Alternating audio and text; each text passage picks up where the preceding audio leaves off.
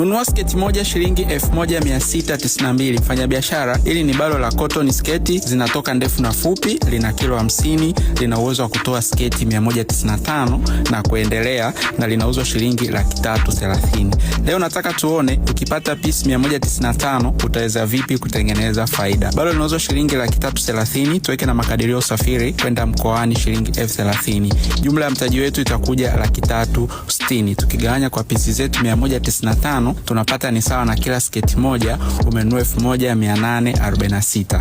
Nataka tupangilie kwa bei tatu ya shilingi 4,000, 6,000 na 8,000. Tuseme katika piece 195, piece 65 umefanikiwa kuuza shilingi 4,000, utapata 260,000. Piece 100 umefanikiwa kuuza shilingi 6,000, utapata 6,000, na piece 30 umefanikiwa kuuza shilingi 8,000, utapata 240,000. Jumla nzima itakuja 1,100,000. Tukitoa na hela yetu ya mtaji ambao ni 360,000, tunapata faida ya 740,000. Lakini unaweza ukaamua, hii ni grade A, uuze pisi zote kwa bei moja, ukaamua uuze shilingi 5,000 kwa pisi 195, unapata 975, na tukitoa na hela yetu ya mtaji 360,000, tunapata faida ya 615,000. Mfanyabiashara, kwa bei hiyo unaweza ukauza juu zaidi au chini zaidi, inategemea na eneo ambapo upo. Kwa 330,000 tu mfanyabiashara. Namba yetu ya simu ipo kwenye caption na kwenye bio. Karibu sana.